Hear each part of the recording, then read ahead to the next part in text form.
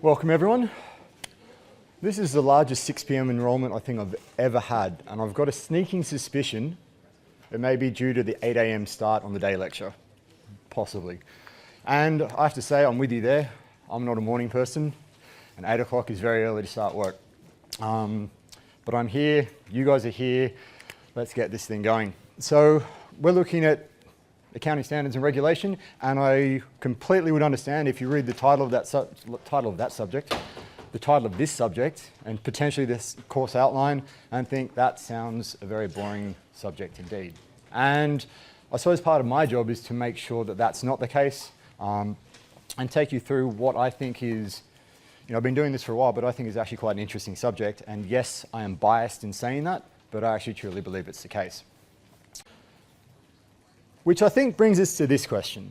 And I think it is a very relevant question. I think it is a question you should be asking, not just about this subject, but you should be asking about the course. You should be asking pretty much about most things you do, which is, so what? Why you have chosen to be here, it's still summer, chosen to be here 6 p.m. on a Thursday night. There may well be better places to be on a Thursday night. Most of you are sort of looking around, have been working, you've got one more day of work, you're probably the last thing you want to be doing is hearing a lecture. And I completely understand that.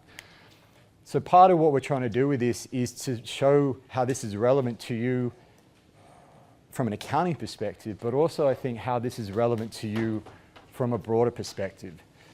Now, before we go on, I'm going to have to call you out here, but excuse me. Yeah, thank you. So what we're going to be looking at is why, especially this topic, which is an overview of where we're going, and I think is probably the most important topic for the entire subject, because as we go into the material over the next 3 or 4 months, we're getting into the technical aspects of the regulation. But knowing why we have the regulation, what it tries to do, what we're trying to deal with, that's really important, and that's what we're going to cover today. We're going to be looking at the so what from an accounting point of view, but I think there's also a broader issue, or there's a broader set of issues that this subject can relate to, even if you have no interest in doing accounting after you finish your degree. So in that light, I actually want to touch on 3 themes, which I think are actually the big areas that we go into. And you can look at this not just from an accounting point of view, which we will do, but in just a general sense. So the first thing that this subject is about, from my point of view, or at least from, I've been doing this for a while, is we're looking at information. We're looking at companies providing information to the market. And we're looking at how they come up with that information. We're looking at what people do with that information. So I'm going to actually ask you guys a quick question now. Why do people need information? It doesn't have to just be for accounting purposes, just any information. What do we like just gathering information just for the sake of having it? You make decisions based on information you receive? Yeah.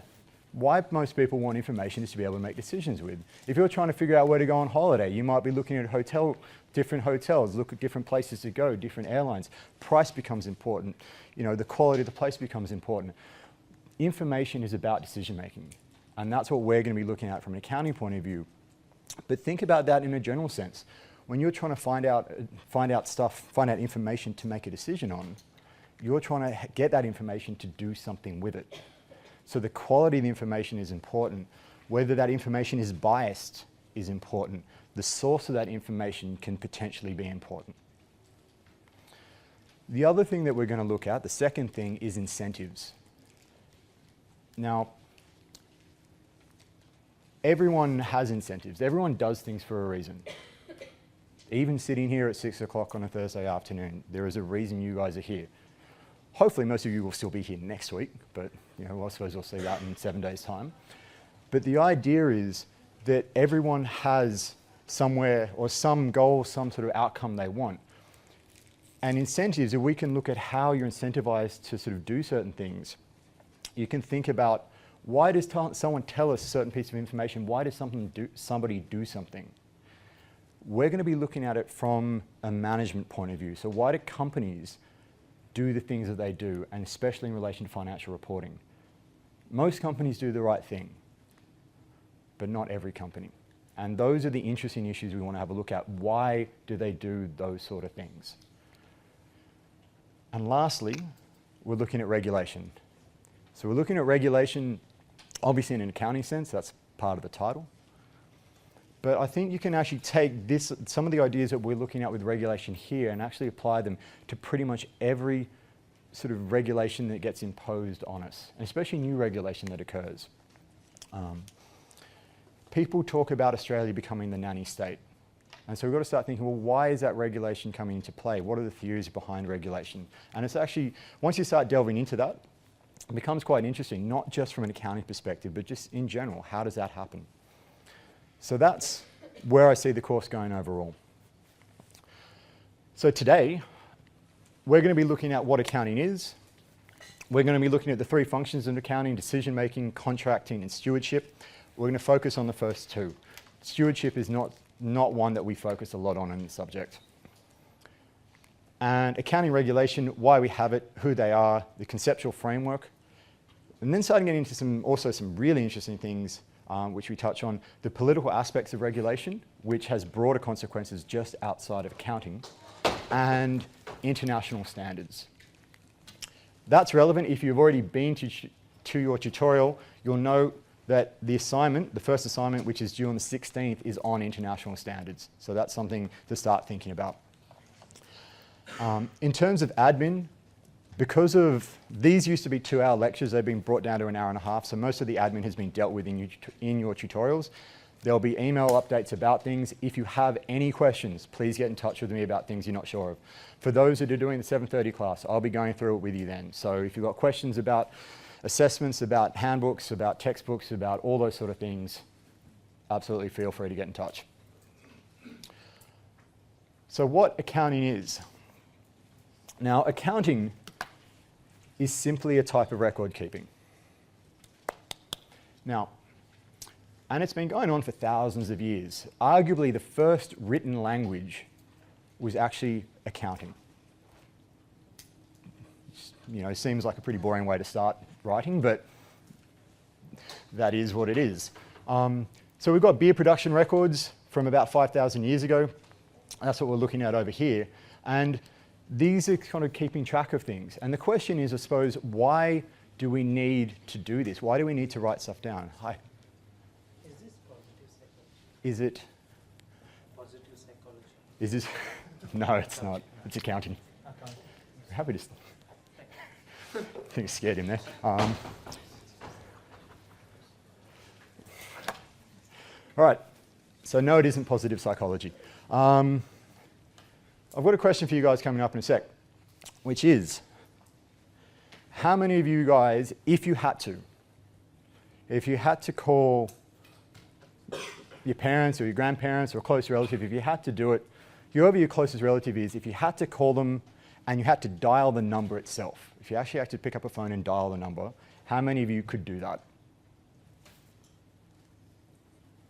It's slightly fewer than I was hoping, but you know, most of you. How many could dial, if you have a partner or really close friend, you could dial their number off by heart? I can still do that, although I was asked yesterday what my wife's number was, and I had to pause for a second to think about it. Think about your 10 closest friends. If you had to dial each of their numbers, could you do it? I don't have to have that problem. I'm an accountant. I don't have 10 friends. But no one in the room. That's why we have, how many of you guys have phones? There are people in this room, you're using one right now. I'm pretty sure pretty much everyone in the room has a phone. Why are they handy? Because we get to store phone numbers in them. I struggle to remember what I did yesterday, let alone people's numbers. We don't have that capacity to remember. Actually, we do have a capacity to remember stuff. We have a problem with capacity to recall. If you find, I actually found this is late last year, found an old Offspring CD, which I hadn't listened to in a long time, put it on, I could still sing along with it, badly mind, but you can not listen to something for a while, hear the music, and you can keep going. It's actually quite surprising what our recall can be in the right circumstances. But generally speaking, it's difficult. So why keep records? There's lots more of us now than there were hundreds, thousands, whatever years ago. We've got so many interactions with different people all the time that it's difficult to keep track of all of that. So it is useful to have stuff written down. The other thing is accountability. If it's written down, it's in a record. It's hard to dispute that after the fact. So if you have that written down that you lent someone money, they can't turn around and say, well, actually that didn't happen. It's there, it's on record, you can see it happen. And so that does become important. And we're going to see that as we go through. So turning now to the three functions, and we're going to look at decision making first. Now this became increasingly important with industrialization. And if you think about it, that made a lot of sense, because prior to industrialization, most productive things which took place were very small scale. It was the basket weaver. It was, the local butcher. It was people that did small scale production. It was the family unit that was producing. They didn't need lots of capital. They didn't need lots of machinery. They could kind of make or sort of buy small scale themselves quite easily. But with large scale production, with industrialization, you needed large amounts of capital to be able to build the factories, to be able to pay the workers, but they weren't paying them an awful lot, so it was basically build the factories, that they needed to build these things. And with that, they needed to get access to capital. Now I'm going to take a guess, and I'm pretty sure I'm right here, that there is no one in this room with unlimited amounts of money. I think it's a pretty reasonable guess. There may be some of you with lots of money. There may be some of you with not so much money, but there's no one with unlimited amounts of money, which means whatever we do, we're making choices with it. We can't invest in every single company in the stock market. Probably wouldn't want to, it'd be a pretty stupid idea. But you can't just throw money in everywhere. You make decisions with it, you make choices on it. And I'll come back to this over the course of the semester. So I'm a part owner in Woolies. I have a small amount of shares in Woolies. Now, I bought them a long time ago, so I can't exactly remember why I did it, but you shouldn't be making investment decisions because you like the business, or you like the logo, or you've heard something good about it. You should be making it on some sort of rational basis. Hopefully some of that involves looking at their financials.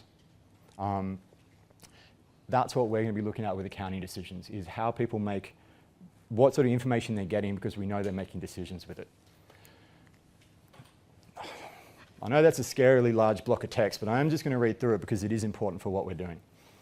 So the objective of general purpose financial reporting, so just why we have financial reporting, is to provide financial information about the reporting entity that is useful to existing and potential investors, lenders, and other creditors, so this is an important bit, in making decisions about providing resources to the entity. This is the preeminent view of the regulators. So when you look at, this is from the AASB, so this is the Australian regulators. When they look at why accounting information, its primary purpose, there's lots of things you can do with accounting information, but its primary purpose is to help people make decisions about providing resources to that company. That's what they see it as most important. So if you start to think about those qualitative characteristics, and I know this is casting your mind back, sort of relevance versus reliability, I suppose relevance versus faithful representation. We're more after this information. Relevance, I suppose, has a slightly more important factor with it, because that relevant information is something which is useful for decision making. Doesn't have to be 100% accurate, it has to be around the mark, but it's about making decisions. Those decisions involve buying, selling, or holding equity, so equity markets, debt instruments, so debt markets, and providing or settling loans and other forms of credit.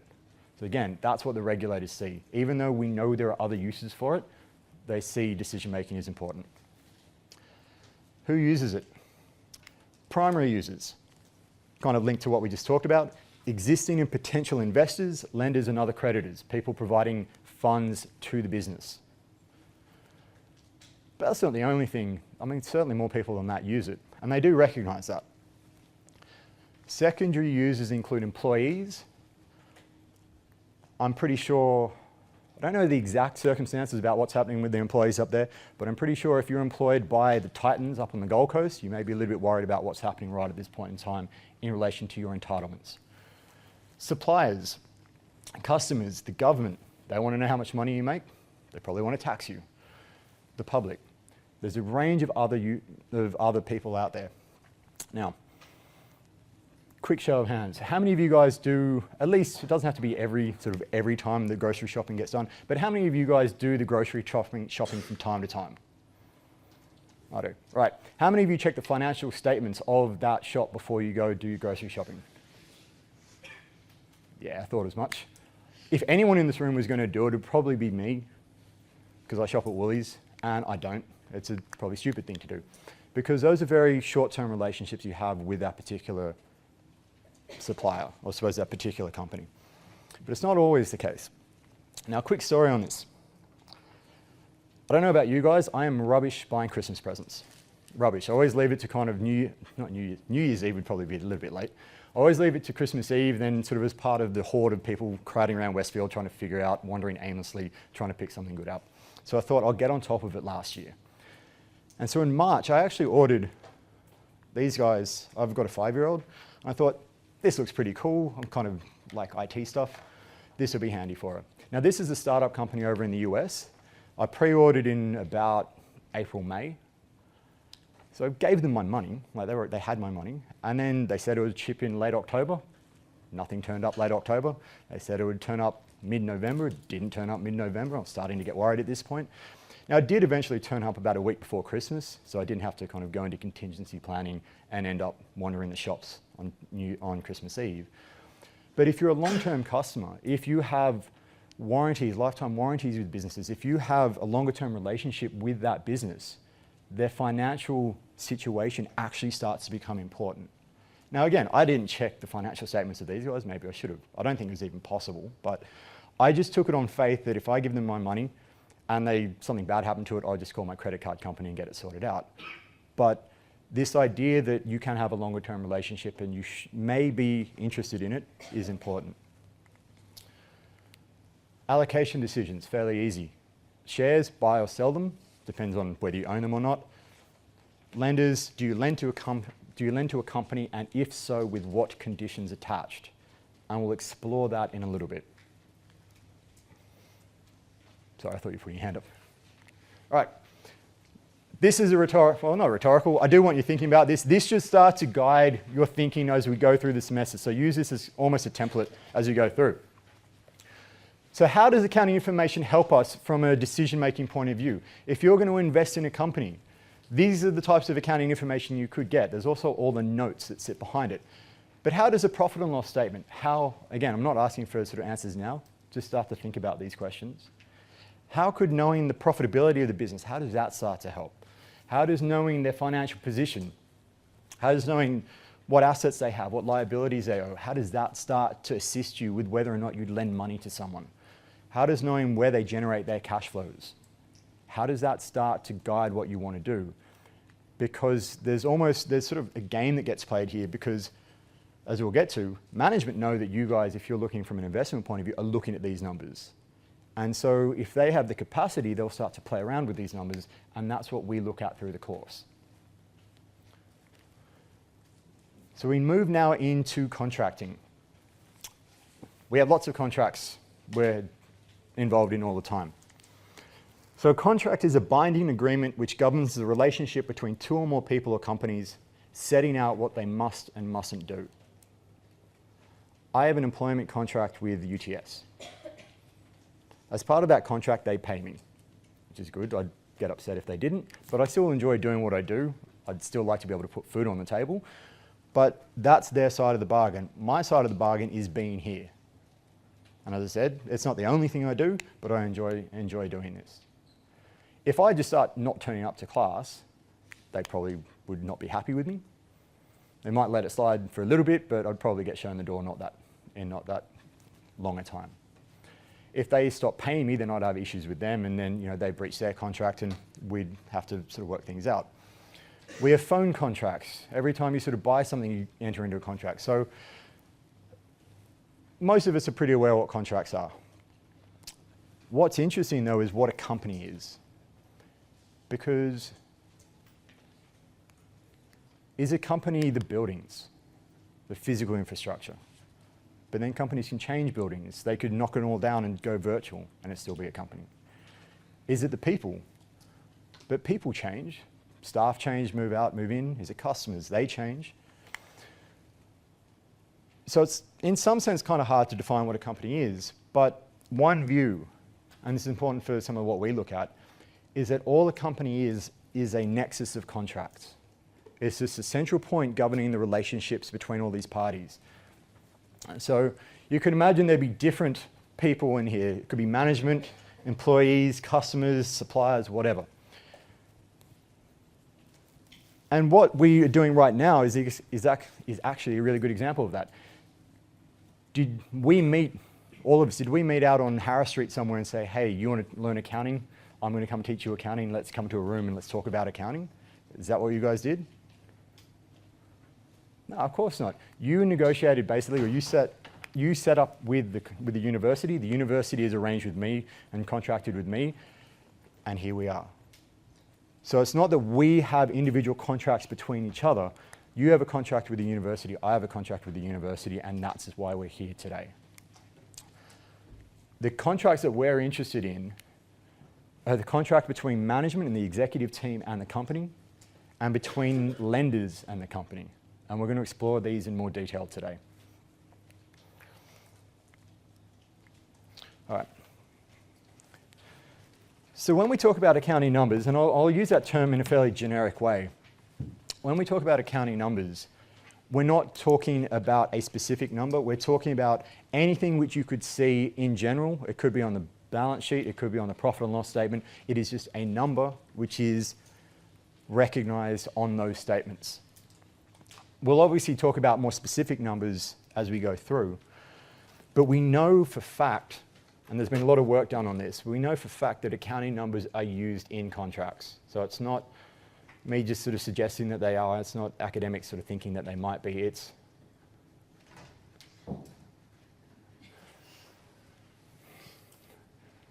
well, obviously somewhere to be.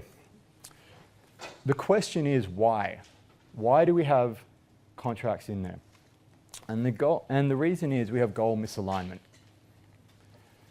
And that idea is what people want is different. The people that put money in, who provide the capital, they want something. The people that are in charge of that money, the agents, they want something. And those two things may not necessarily be the same. And what this is an agency problem. And we're going to start exploring this. So the assumptions behind it. You don't have to agree with all of these. I understand that some of these do look a little bit funny in some sense. Now, the first one is people act in their own self-interest. People do what's best for them. Obviously, he thought being here for another hour was not best for him, so he left. And that's fair enough. People act in their own self-interest. You guys are here. Hopefully, there's some benefit that you get from it. We're thinking about this from this subject's point of view, and granted, it is a tighter definition of it. We're thinking it, bless you, from a utility point of view, from a wealth point of view. People will do what they have to do to make themselves as best off as they can from a wealth point of view. And so that means the people that put money in, they want to make money, which is why they're investing. People that are in charge of it, they want to make money, which is why they're working. They may not always be pulling in the same direction. Bless you. No? All right. Delegation of decision making is the second step. Now, 6:30, I'd imagine most of you haven't had dinner yet. So you're probably sitting there maybe a bit hungry. Now, how easy do you think it would be for us to make a collective decision, assuming we could find somewhere to fit all of us, to make a collective decision to find somewhere to go to eat? What's that? Pizza? Everyone want to get pizza? Yeah. We've got a fair few people. But I'm pretty sure there are people out there going, no, pizza's not really my... They may be paleo, I don't know. It's going to be hard to get agreement from a whole range of people. With shareholders, you've got thousands of shareholders. It's almost impossible to get them to agree on something to run the business. So you put people in charge of it. In Woolworths, there is someone who is in charge of that business. I'm not. I go, you do your things. I couldn't even try to make a decision if I wanted to. I just have no access in doing that. I also don't have any expertise in doing that. I've delegated that decision making to somebody else. And thirdly, and importantly, there is an information asymmetry, which basically means those inside the business, management, have much better understanding of what is going on than me outside as an investor. I can't go down to Woolies headquarters and knock on the door and say, hey, I want to find out what your strategic plan is for the next 3 years. They'd probably call security and politely ask me to leave. I can't find that out. And there's good reasons why I can't find that out. But this is a problem, because if they're doing what's in their best interest and I want to make money, but I've given them the rights to do things with my money, and they can kind of keep stuff hidden from me, there's a problem with that, because they can make decisions which are not maybe in my best interest, and I can't see that they're doing that. And the cost of that, firstly, are just poor decision making. You could just get a really rubbish CEO and they just make some really dumb decisions. And if that's the case, you're just going to lose money, not because they were trying to rip you off, they were just not very good at what they did. Now we're going to explore some of these. So equity investors. So this is when you have invested as a shareholder. Now imagine you guys, and some of you may do this, imagine you guys run your own business, 100%, it's completely yours, and you need to fly down to Melbourne for a business trip. That airfare is coming 100% out of your pocket. If it's your business 100%, anything you spend is out of your pocket. It's your money you're spending. If you have a 0% ownership in a business and you're just working for them, none of that comes out of your pocket. When you fly, you're not paying for that. Now what perquisite consumption is not just the fact that you have to go down to Melbourne. It's all those perks which don't necessarily help you do your job. It's flying first class, it's really, really fancy lunches, it's all those things which, yes, there is some benefit from them, but they probably don't need all of them, because that's ultimately costing the owners of the business. Different time horizons. The average CEO in Australia is CEO for about 5 to 6 years. As they get to the end of that tenure, and there's been work that's been done on this, they'll start to make decisions which help them in the short term and maybe not help the business in the long term. Now, for any of you guys out there who have had at least one prior job, I just want you to think about this for a second. When you knew you were leaving, I'm assuming here you didn't get fired straight away and didn't know about it. Remember that time when, that last week or maybe that last sort of shift or two, how hard did you work? Did you absolutely just work as hard as you could, assuming you're not going to lose your reference? I dare say you probably didn't, because you knew it doesn't really matter. You're moving on, you don't have to bust a gut to make things happen. Same sort of deal. If they're worried about the short term, they may be not looking after the best interests of the business in the longer term. From a lender's point of view, this is where somebody has lent money to another party, and there's a whole range of ways, and I'm going to pick on 2 of them, and I'm actually going to need some help from you guys in a moment. I'm not going to go through all of them because the reading WZTW, so there's a book chapter in there which goes through this in a little bit more detail. What I want to focus on is claim dilution and asset substitution. But to do that, I'm going to need a volunteer. You don't have to really do too much. I just need someone to help me out up the front for just 5 minutes or so. And I hate having to pick volunteers, so I would really like just a volunteer. You're making this, yes, come on down. I was going to say you guys are making this difficult for me. Right.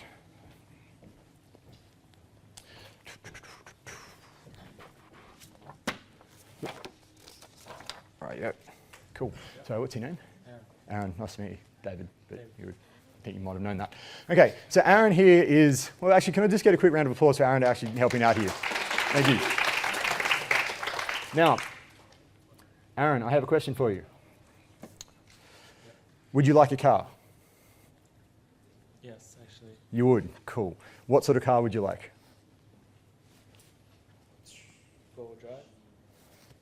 Okay, what brand of, give me a brand, give me a model. Well, maybe not a model, just give me a... Brand? I don't know. Anything, whatever comes to mind. Mitsubishi. Okay, so you want a Mitsubishi. All right, can you guys all see this? Sweet. Okay, how much do Mitsubishis come in out, roughly? 40, 50? Let's say 50. I don't know how much they can get. Now, what we're looking at here is a situation where we have Aaron, he wants a car, doesn't have enough money to do it. I'm assuming you don't have 50 grand lying around that you can just go out and buy one. No. May have done. Okay, let's say to your name you've got 10 grand, because you've got to start you off with something. Liabilities, you have no debt at this point in time. There is a reason for all this. And, okay, so that is his balance sheet at this point in time. He also has you know, he's finished up, he's got a great position, you've got, you know, you're making some money, you're an upstanding citizen, and all those sort of things. Now, he needs to borrow some money, because with 10 grand, that's not going to get him a $50,000 car. So he needs someone from here to lend him not all of it, but some of the money. You don't have to get up and do anything, you just have to put your hand up and say, I want to lend him some money. Yes. Okay. Sorry, what's your name? Tassa. All right. So Tassa here is willing to lend him some money. Now, how much? Not the full 40. 10,000. Not very much at all. Okay. $10,000. So it's very polite. Okay. 10,000, and that takes us 10,000 here. Okay. So you've now got $20,000 in assets and $10,000 in liability. Now the thing we want to start to calculate down at the bottom is leverage, and I'm going to do leverage as liabilities over assets, and that gives us 0% at that point because there's no debt. At this point it's 10 over 20, which gives us 33%, if I'm not mistaken. Is that right? Yeah, I think so. Okay, we need someone else to lend in some money, not the full amount, but maybe 20. Who wants to be the next person? It's 50%, I guess. It's 10 or 20. 10 or 20, or I can't do sums. Thank you. That's embarrassing. You might have seen on the front page of the AFR yesterday, down the bottom, accounting is not just about maths. I think I just proved that. Okay, I need someone else to lend him some money. 20,000 would be good. Yes, what's your name? David. Okay, David, you want to lend him 20,000. Now, Tassa, you, let's say, lent him at 10%. You're looking at his balance sheet. It's now, when Tassa lent him money, he had no debt to his name, and now he's got 50% leverage. So, you're going to lend him some money? Are you going to lend it at 10%? I'll increase. Yeah, you'll probably increase it. Because why will you increase it? Because he's already got a fair bit. Yeah, he's already got some debt, so he's a little bit riskier now. So let's take this up to 40. Now, I might need your help here. 30 on 40 is 75%. Excellent. So we've got David and we've got Tassa who've lent us some money. Need one more person. Otherwise he's not going to get that car. Yes? What? Stephen. So Stephen lends him, pretty risky now. He's at 75%, so you're taking a bit of a punt there. So you lend him the final 10, which takes him up to 50, which takes him up to 40,000 here. Still got 10 here. Doesn't take it up too much, but you know, that's right, isn't it? Yeah, excellent. So he's taken it up a little bit, but you know, it's still gone up a bit. You're probably going to charge a higher interest rate than what David did, and his was already high.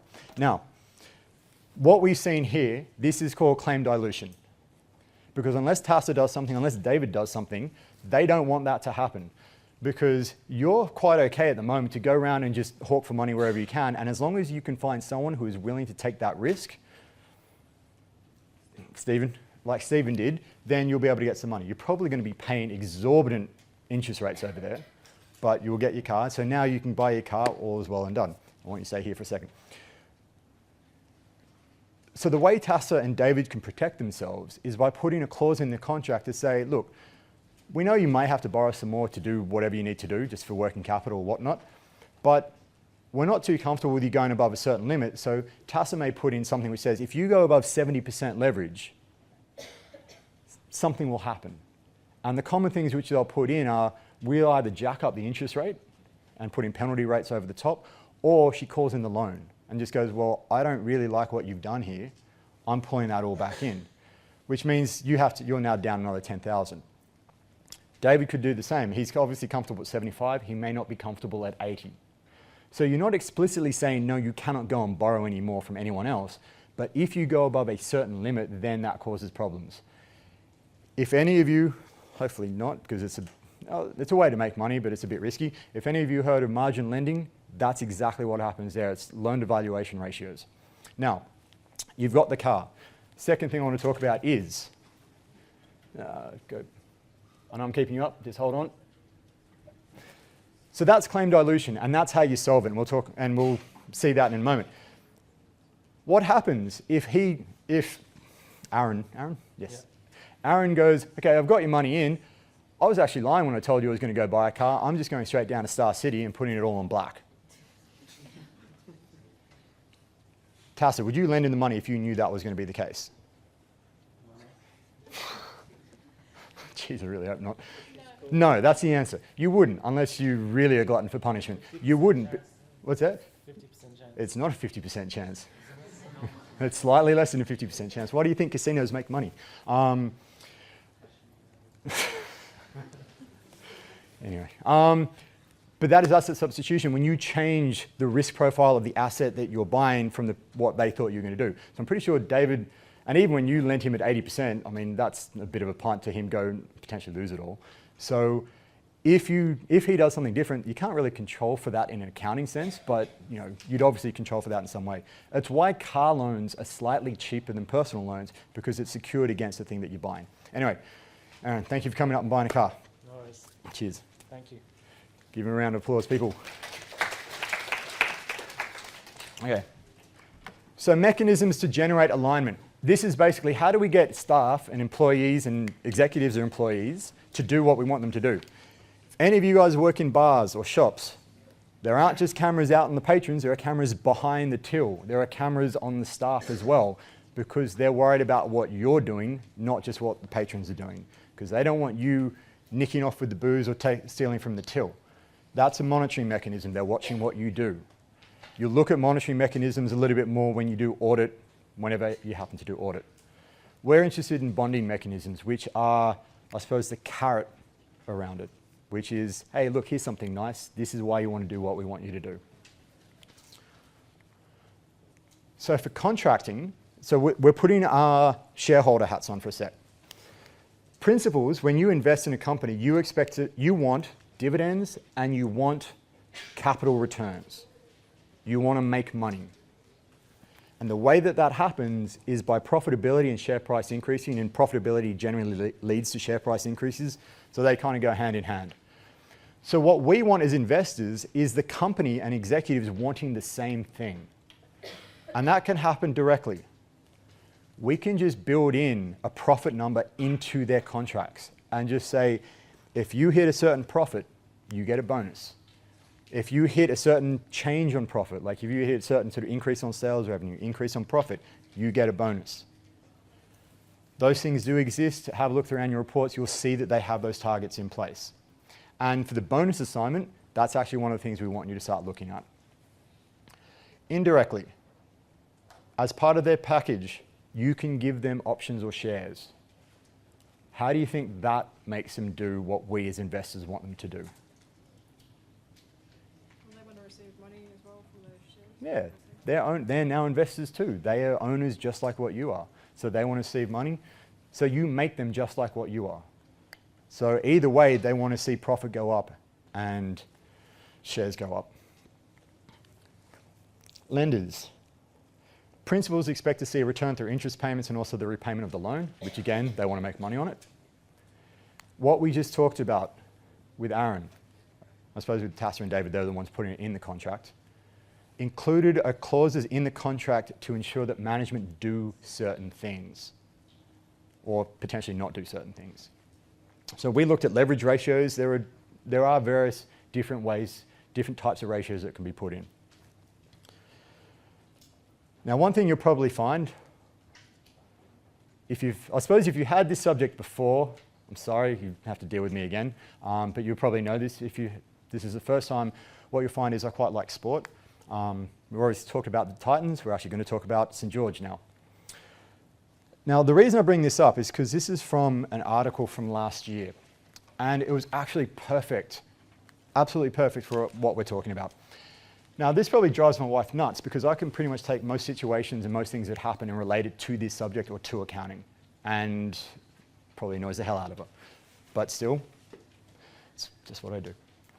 Now, a lot of text, I don't want you to read all that. What I want to point out is this bit down the bottom.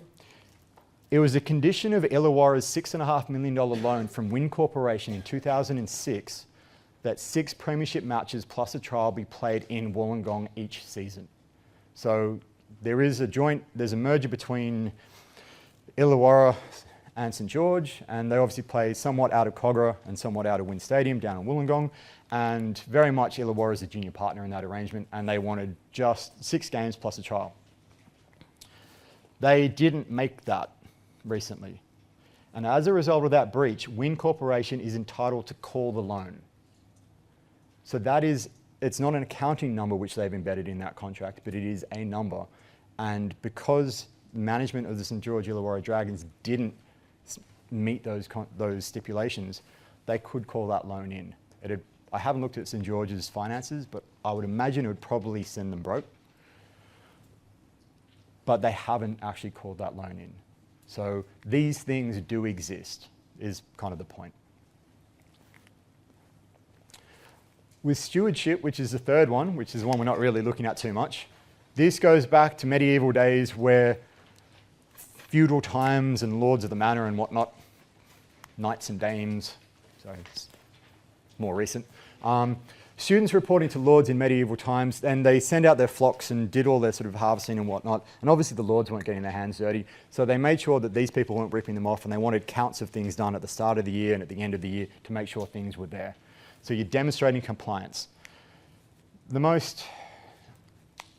one that I think sort of fits that bill the best for us is looking at banks demonstrating capital requirements in relation to Basel I, Basel II accords. It's not something we're going to be worried about with this subject, but it is useful just to note that there is another function of accounting. Which gets us into accounting regulation. Why we have it, who they are, and a whole bunch of other things. Give me a moment. There's my bottle.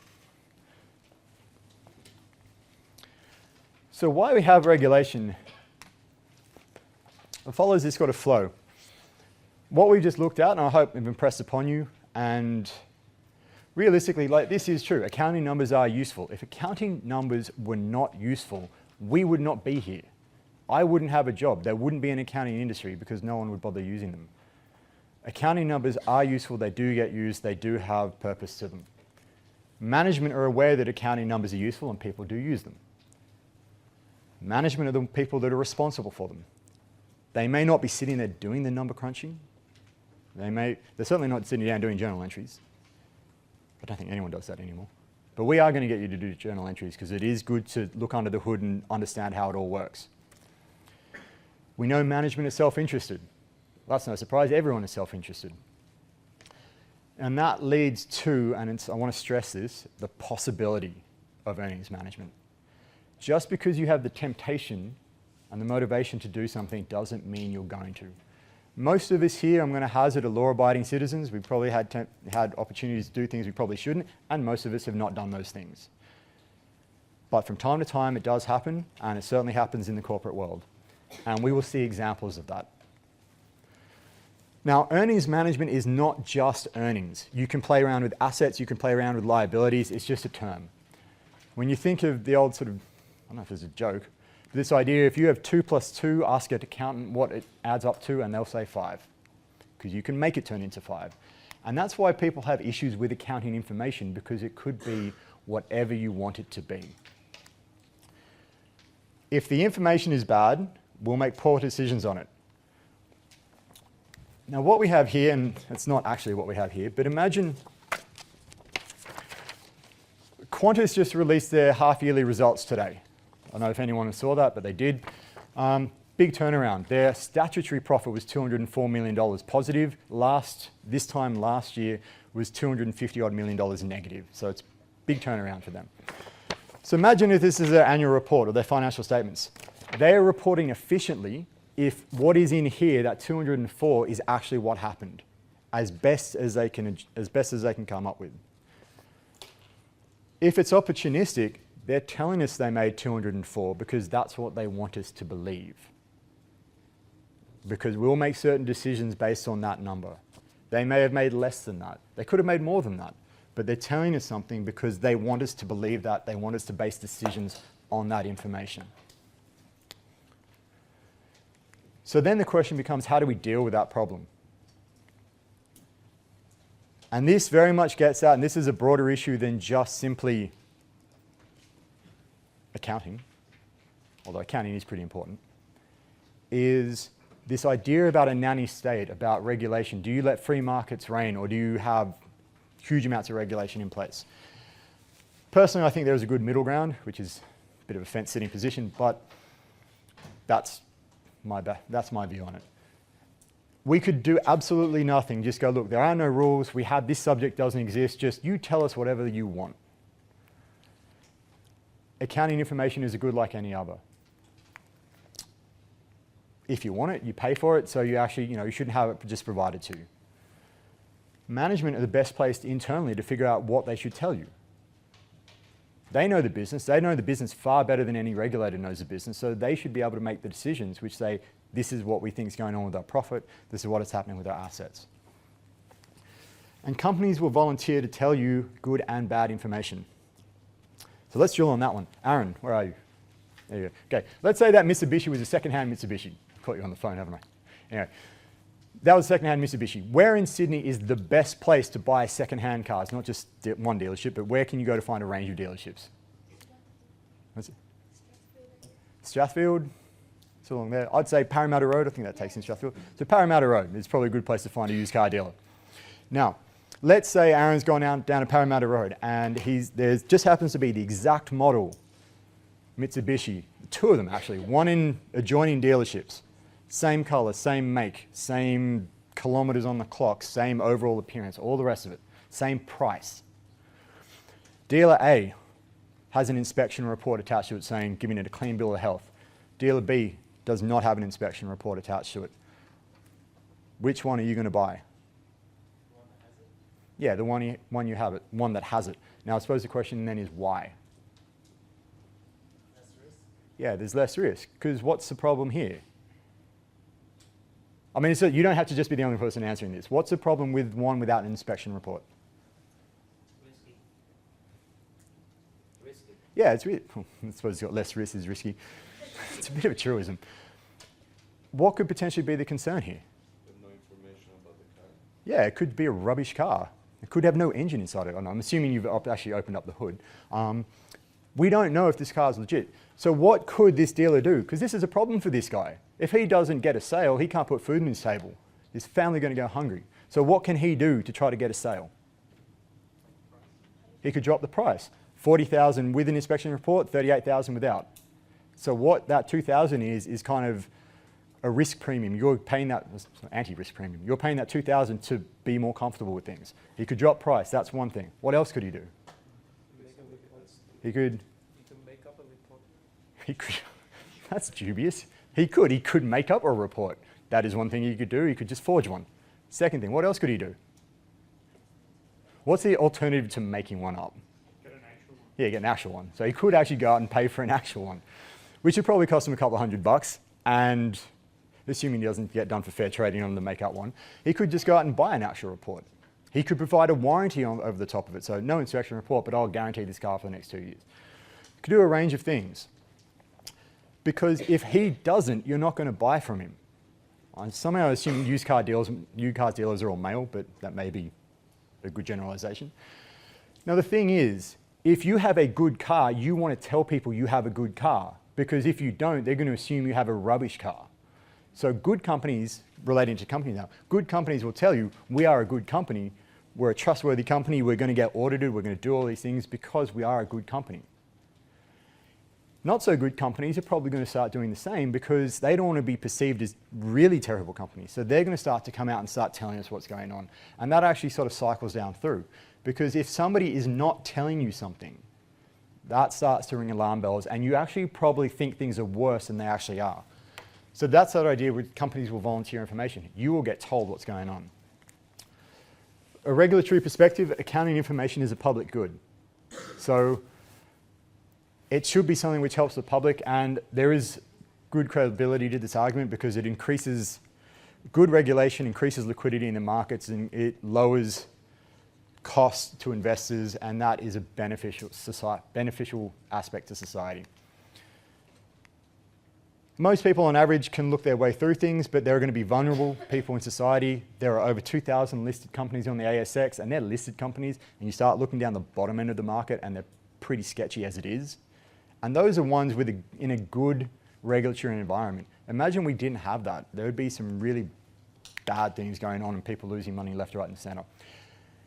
You just have to look at how much money leaves Australia and goes to places like Nigeria. People get taken advantage of all the time.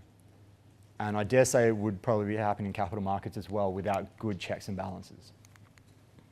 Apologies if anyone's Nigerian in the room. Why we have regulation. What regulation does, and think about this in all regulation. I can't drive down the street and use my mobile telephone unless it's hands-free. I am prevented from doing that. The reason I know that is because I've been caught doing it, and it's annoying. But I'm prevented from doing that. It prevents certain things that you can and cannot do. The new lockout laws which came into effect, they're not that new, but 12 months or so, prevent you doing certain things, prevent you accessing certain venues after a certain period of time. I'm too old now to go to those sort of places, so it's not really affected me so much, so I sort of sit back and go, well, such is life. The question then is, does it solve the problem? And I don't know, I think the jury's still out on that. Inventory costs. There are different ways you can do it, and it's stipulated. You can use FIFO, you can use weighted average, and you can use specific ID. You can't use LIFO in Australia. And that helps us when we're looking at these accounting numbers because we know how they're done. It's not management coming up with any old way to do it. Because the whole point is, we're looking at investors making decisions, and they've got to be able to compare that information easily. But you also have to allow some discretion in how companies do it. So a timber yard, I don't know if there are timber yards in the ASX, but some of those timber yards may sell some of their product. It just all gets mixed up and they sell some stuff which came in early, some stuff which came in late, what's left in inventory at the end, maybe some stuff they bought really early on. But I'm pretty sure Woolworths use first in, first out because the milk that's left in the fridge at the end of the financial year, I'm pretty sure is the milk that just came in, not the stuff from the start of the year. I'd hope so anyway. Someone's not happy. They haven't even heard me yet. Who the regulators are. Now, there are a couple of sets of people involved in this. And I know these a little bit because with the International Accounting Standards Board, they are based in London. I worked for them in 2013. They are the body that writes international standards globally. So they're the people, there's a board now, used to be 16, it's now 14 members, so there's a 14-member board, and they write all the regulations that is used by companies in over 120 countries around the world. Up to 2005, the Australian Accounting Standards Board wrote Australian standards. After 2005, we adopted international standards, and we effectively take what they write. We can adjust it slightly, we go through our own processes with it, but ultimately, to the most extent, we just simply publish what they put out. So they write the standards, they don't enforce them. The people that enforce the accounting standards are people like ASIC. They are a little bit underfunded, but they help enforce the standards and corporations law from memory. And the people that enforce the standards and also provide their own rules that you have to follow if you're listed are the Australian Stock Exchange.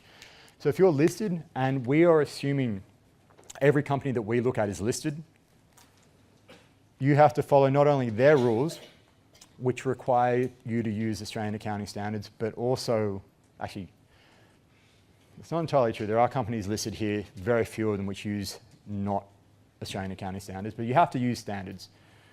And you have to follow various listing rules. Conceptual framework. Now the conceptual framework, I'll just read through it and then I'll talk a little bit about it. So the conceptual framework is a set of interrelated concepts that define the nature, purpose, and broad content of general purpose financial reporting. So what the framework is, in a way, is what the regulators want the rules to be. It's not the rules of the game. It's what they want the rules to be written like and what they want the rules to achieve. Maybe a bad analogy, but I'm going to use an analogy nonetheless. Speaking rugby union. It used to be the IRB, it's now World Rugby. So they're the board in charge of rugby all around the world. No matter if you don't know rugby or sort of care very little about it, I think it's a useful analogy here. They want the game to be a certain way. They want it to be a contest. They want it to be exciting. Now, whether or not you think they even achieve any of those goals, that's a different thing, but that's what they would like it to be. But just to say we want something to be exciting, that doesn't help you from an actual on-the-field rule-making perspective. So this is kind of what they want the rules to be. And then rules about head-high tackles and penalties and offsides, those are the actual rules which get implemented.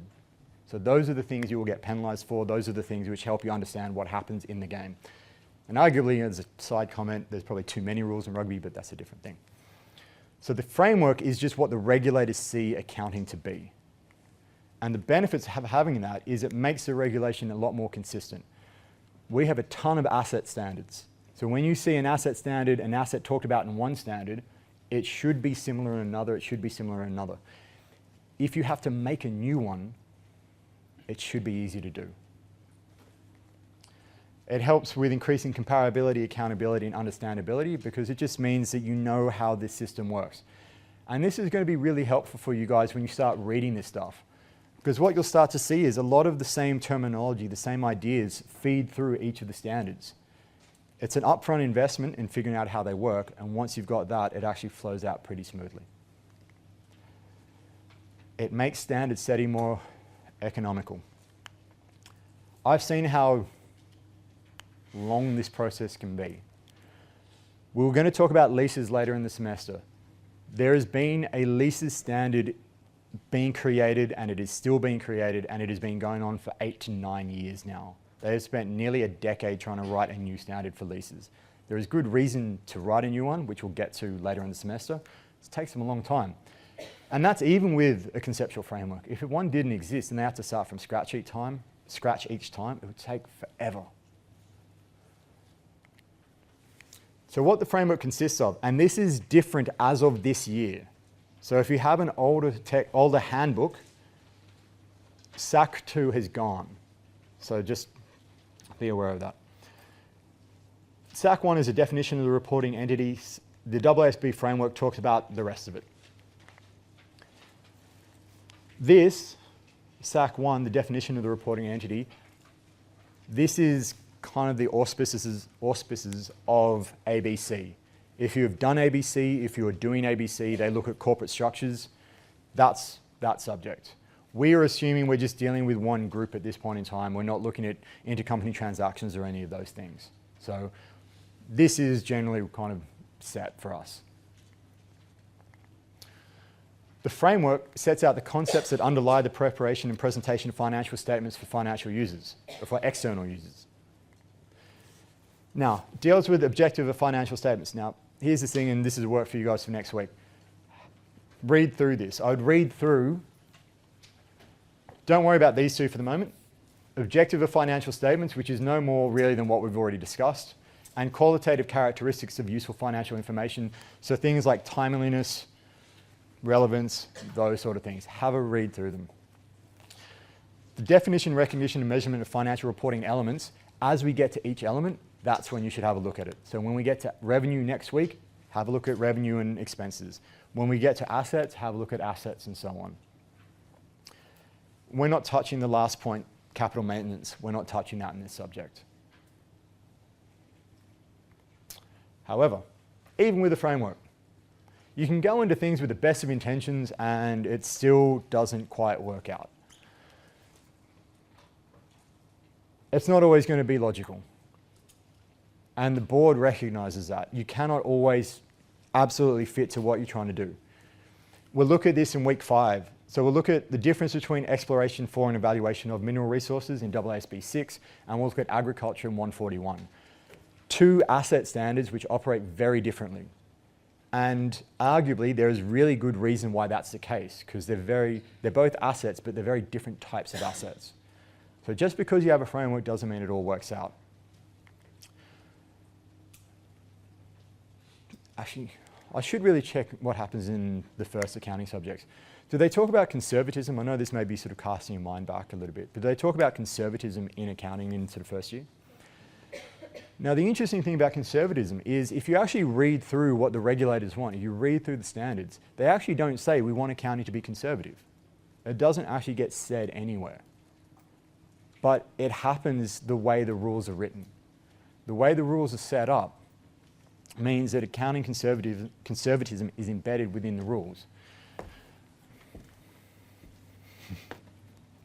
That's just having a bit of a nap. Mate, I've been up since 6. Okay, Corporations Act. We need to, this stuff is a legal requirement. Corporations Act 2001. Have a look at this. This will take you all of about 5 minutes to look at. And this is about all you need to have a look at it, have a look, and then move on. Discusses who has to prepare. Financial reports must comply with accounting standards. This isn't just for the hell of it. They need to do it. They're in breach of the Corporations Act if they don't. The AASB is the group, or is the organisation which is set up by the Act to make those standards. So have a look at those. But I think this is where it gets interesting. And we're going to have a little bit of time towards the end to talk about a little bit of admin stuff, which I think may be useful. So regulation is a highly political process. And it's not just accounting regulation. And I know we talked about the lockout laws, but I just want to touch on them briefly. Now, I don't have a map of the lockout laws and where they took place, but there was a section of so it covers kind of out to the cross and most of the CBD, but there is a small sliver of land, I have to think, to the west of the CBD, which is not included in that lockout zone. What is that area? It's Barangaroo. It's where the new casino is going. I don't know. I mean, that seems quite strange that, you have this kind of night, sort of this area is all off limits and just this little bit over here, just where a new mega casino is going, just happens to not be under that banner. Seems strange. Not saying anything dubious went on, but it just seems strange. Now, what we're going to have a look at is accounting issues. Now, accounting, in 2007, a group over in the US had a look at accounting around this sort of issue about the lobbying and the politics which go behind accounting standard setting. And they actually find there are some issues. And so what they were looking at is they wanted to look at the lobbying efforts of industry, and you can read industry there as basically being the software industry, because this, at the time, they were looking at about the turn of the century, so 2000, 99, 2000, 2001, and that was when the stock and the tech boom was going quite strong. Now, the thing about tech companies in Silicon Valley at that time was huge valuations, share prices were going through the roof, they had no cash. They weren't making money when they were doing this, which if you've got no cash, you've got very little cash to pay people. So what they were doing is they were paying people in stock options, which makes them work hard because you think if this company goes public and goes, or is public and goes crazy, we're going to cash in and make a huge amount of money. Now, the thing is, stock options at the time, and we won't go through the mechanics of it, but stock options before this regulation came in, and the FASB is the American equivalent to the AASB. And before this regulation came in, it was a zero cost to the business in terms of expense. So it's like, I'll just give you some stock options, and I record zero expenses on my profit and loss statement. So I could give you lots and lots of them. There's no cash happening, and there's no expense happening. Now, the FASB argued that this is a legitimate cost of the business. This is a legitimate expense of the business because when those options, if you choose to exercise them, they're going to dilute existing shareholders, and that is going to actually cost shareholders, so it is a cost. So ultimately, they were looking to create an expense on the books of these companies. So they were going to basically make these companies' expense higher, lower their profitability. Companies don't like that. And so what they looked at was congressional members that supported the Act. So the Act was trying to block this regulation, this accounting regulation come in. Now, which is weird. You'd think, should government be stepping in and affecting what is written by experts in the area? And not only that, during this time, there were rallies and there were protests in the street about this. People were outside with placards shouting in demonstrations against an accounting standard. It seems like a ridiculous thing to go and protest, but they were. And what they found was that those people that voted to basically block that expense coming in, they were more likely to be Republican conservative, which I suppose makes a bit of sense. But interestingly, they received more what's called PAC donations.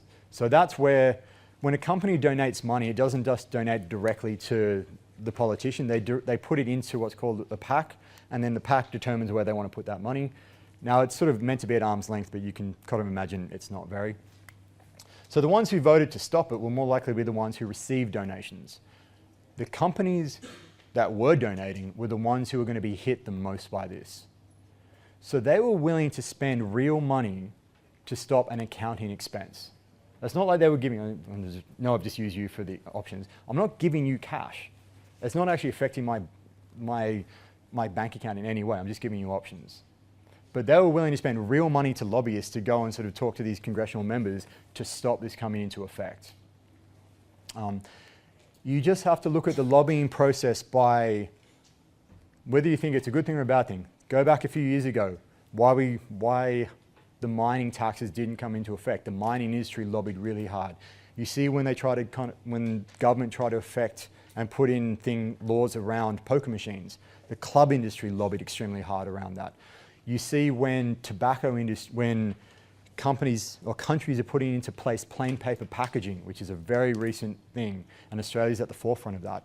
When they try to put in plain paper packaging, the tobacco industry is spending huge amounts of money lobbying and trying to prevent that from taking place. If there's money on the table and it's going to lose companies money, they will do what they can and they will fight tooth and nail to stop it.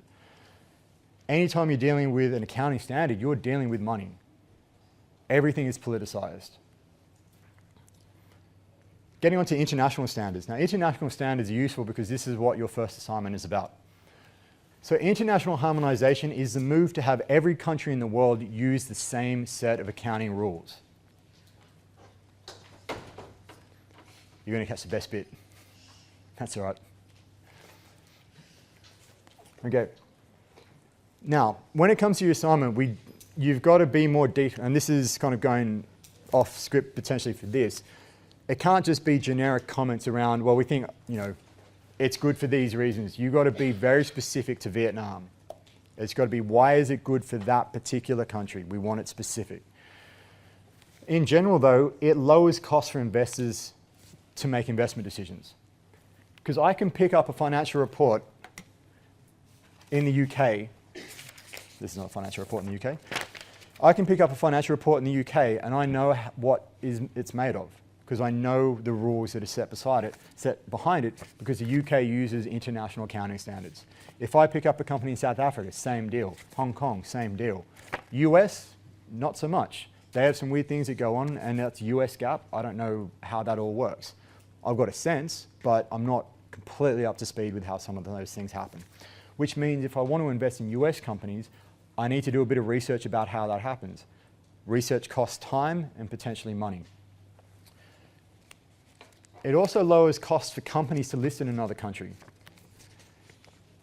News Corp is listed here, or was listed here. I think it's completely moved now, but could be wrong. News Corp was at one point cross-listed Australia in the US.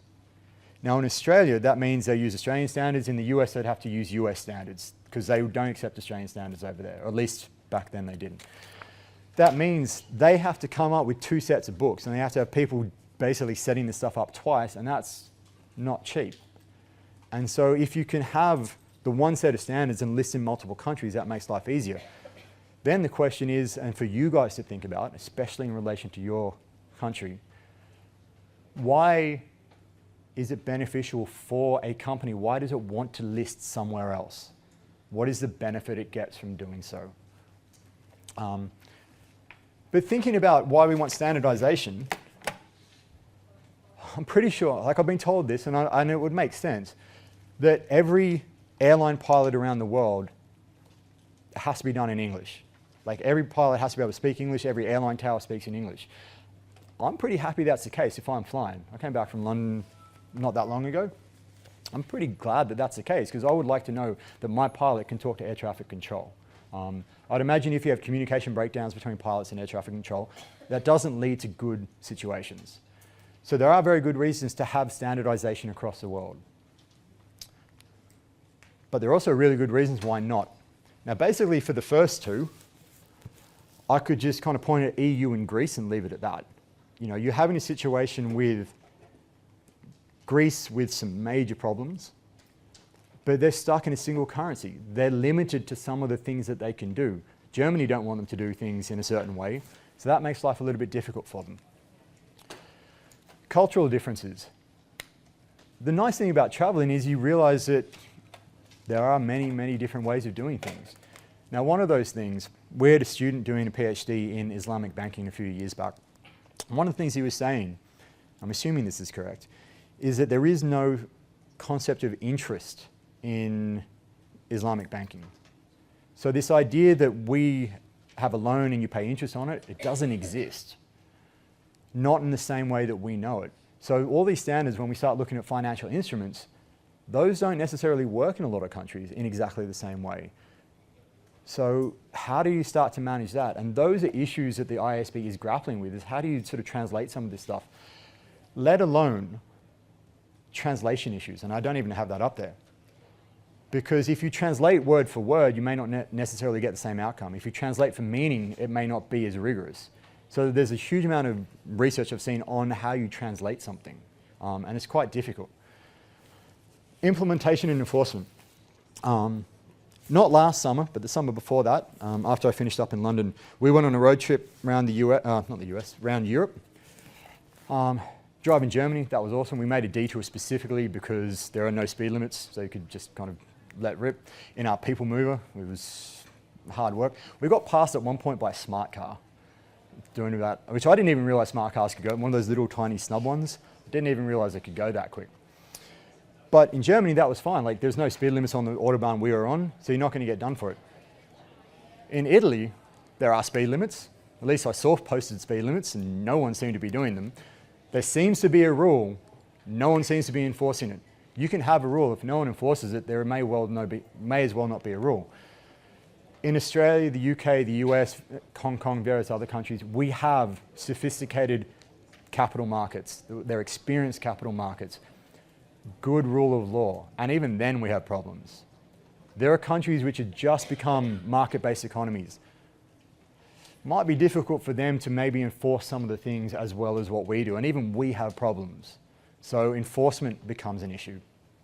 So currently there are over 120 countries, Australia, the EU, Singapore, South Africa. 85 require them for all. Now, US, China, Japan, India. I suppose when you look at that, what do you look at? Well, not what do you look at. When you see those four countries, what springs to mind from an economic point of view?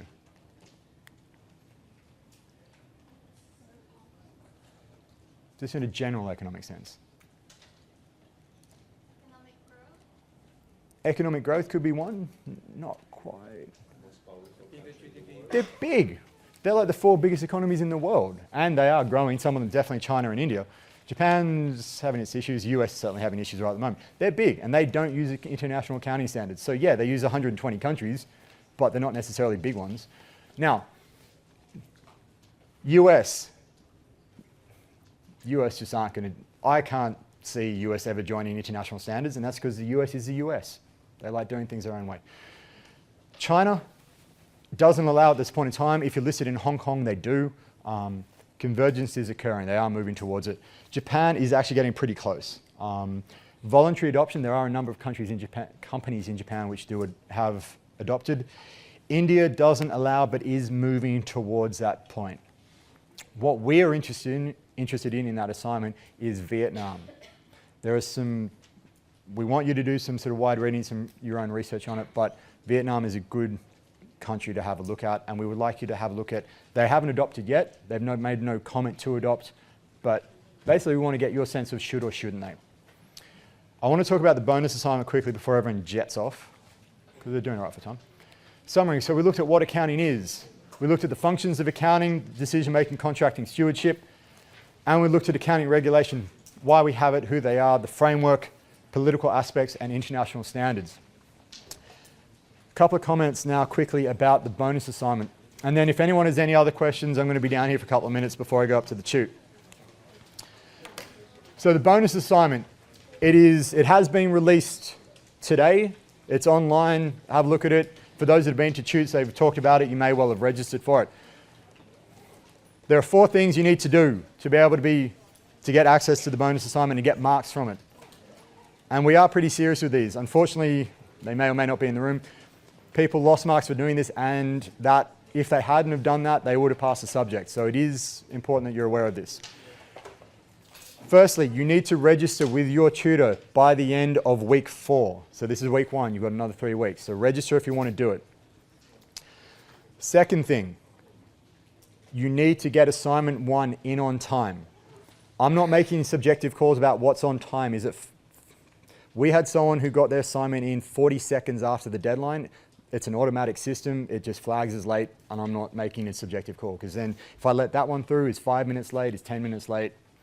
So if you're going to get it in on time, try to aim for more than 5 minutes before the deadline. Give yourself some flexibility there. You've got to get assignment 2 in on time, same deal. And lastly, you've got to attend minimum 8 tutorials. And it's up to you. You're happy to do it. We're happy for you to not turn up to anything, and you can still get 100 marks in the subject. The bonus assignment is 10 marks on top.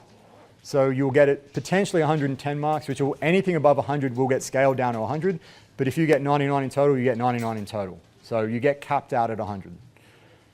But it is a bonus thing, so you're sort of making the additional effort to do that. And that will be due at the end of semester. And that is it. So I shall hopefully see you guys next Thursday. For those that I'll see tonight, I'll see you tonight. Otherwise, have a good weekend.